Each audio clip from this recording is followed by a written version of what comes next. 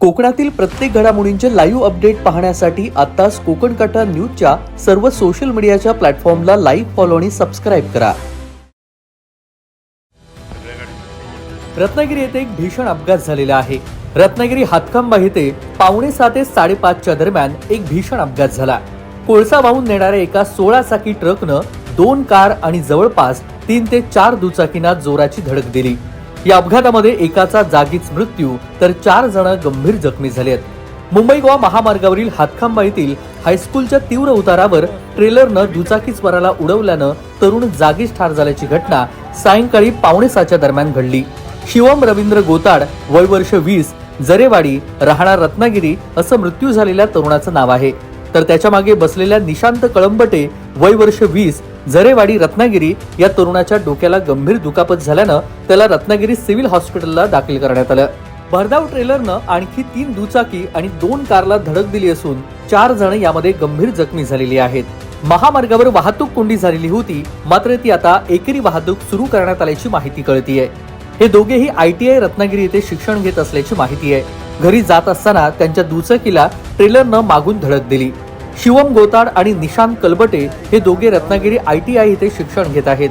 बुधवारी सायंकाळी दोघेही दुचाकीवरून झरेवाडीकडे जात होते आणि त्याचवेळी हातखंबा येथील हायस्कूल समोरील तीव्र उतारावर मागून आलेल्या ट्रेलर चालकाचं गाडीवरील नियंत्रण सुटल्यानं त्यांनी गोताड याच्या दुचाकीला मागून जोरदार धडक दिली.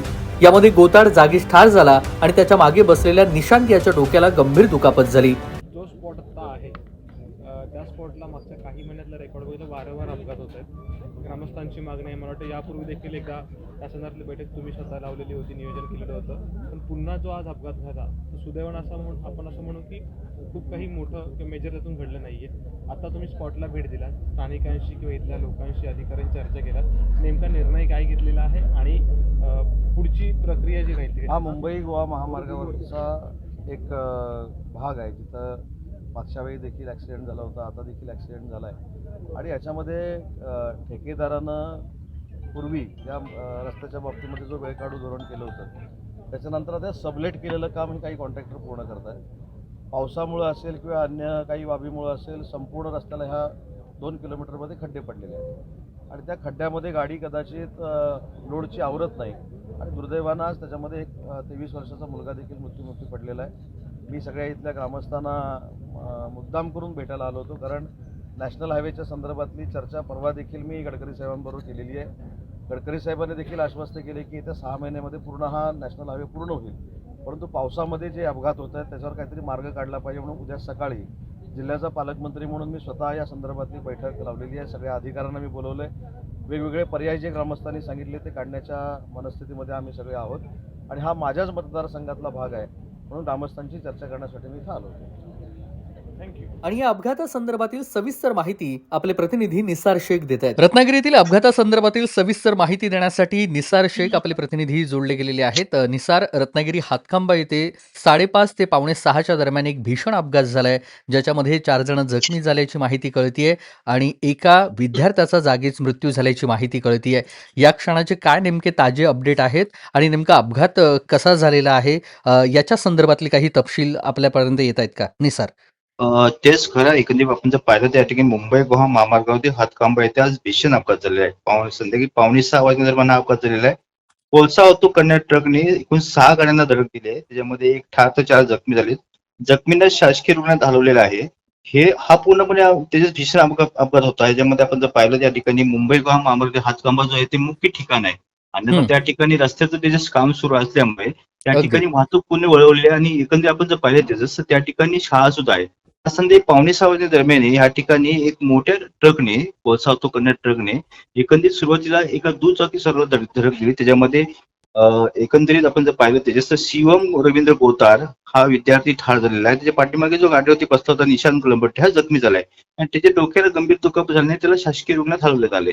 त्याच्याच त्या टायमाला हा जो ट्रक चालक होता हा पूर्णपणे गोंधळलेला अवस्था होता आणि त्यांनी काय केलं तर कधी बाकी पुढेच्या 3 ते 4 दुचाकी होत्या त्यांना धडक दिली. त्याचबरोबर पुढे असलेल्या 2 ज्या 4 व्हीलर होत्या त्यांनाही धडक दिली. त्यामुळे एकूण 4 जण जखमी झाले होते आणि आपण जर पाहिलं त्याच्यामध्ये पूर्णपणे भयानक परिस्थिती निर्माण झाली होती, घबराट निर्माण झाली होती आणि संताप व्यक्त होते. कारण अशा पद्धतीने हा ट्रक चालकाने एकाच वेळी 6 ते 7 गाड्यांचा त्याचा अपघात केलेला आहे आणि वारंवार ह्या ठिकाणी घटना घडत आहे. त्यामुळे आता एकंदरीत ग्रामस्थांमध्ये संतापाची लाट उसळलेली आहे. वाहतूक पूर्णपणे कोंडी झाली होती, पण त्या ठिकाणी पोलीस प्रशासनाने धाव घेतली आणि एकेरी वाहतूक आता ते सुरू आहे. अगदी धन्यवाद निसार, आपण दिलेल्या या सविस्तर माहितीसाठी. महामार्गाच्या जवळ असलेल्या उपस्थितांनी त्याला जिल्हा शासकीय रुग्णालयामध्ये दाखल केलेलं आहे. तर गोंधळलेल्या ट्रेलर चालकानं पुढे आणखी 3 ते 4 दुचाकींना धडक देत 2 कारना देखील धडक दिली. या अपघातामध्ये 4 जण गंभीर जखमी झाली आहेत. अपघातानंतर ग्रामस्थांनी धाव घेतली आणि नाणीज येथील रामानंदाचार्य नरेंद्राचार्य संस्थांच्या रुग्णवाहिकेनं या अपघातातील जखमींना तात्काळ रुग्णालयामध्ये दाखल केलेलं आहे. अपघातामध्ये 4 जण जखमी झालेले आहेत. त्यांच्यावर सध्या उपचार सुरू आहेत. महामार्गावर वाहतूक कोंडी झालेली होती, मात्र ती आता सुरळीत करण्यामध्ये यश आलेले आहे. अपघाताची माहिती मिळताच महामार्ग वाहतूक पोलीस आणि रत्नागिरी ग्रामीण पोलीस घटनास्थळी दाखल झाले होते. त्यांनी वाहतूक सुरळीत करून एकेरी वाहतूक सध्या सुरू आहे आणि ह्या सगळ्याबाबतचा तपास रत्नागिरी पोलीस करत आहेत. वेळोवेळी हातखंबा येथे होणारे अपघात हे नागरिकांना धोक्याचे ठरू लागलेले आहेत. चार शेखसह तेजस बोरगरे, कोकण कट्टा न्यूज, रत्नागिरी. गॅसवाल्यांना तर आपण केली मीटिंग, गॅसवाल्यांना पण टाईट केलं आपण, कोळसावाल्यांना पण करून टाकलं. ओव्हरलोड बिवरलोड करून केसेस ठोकून टाकलं. आरटीओ कोण आहे? आरटीओची गाडी खासगी गाडी होती सर, कडपे म्हणून आरटीओ. ते पण कुठं पण उभे राहतात ना. नाही ते पुढे फॅमिलीसोबत त्याला पण बरोबरायची सवय. बरं बरं. आधी पहिले ते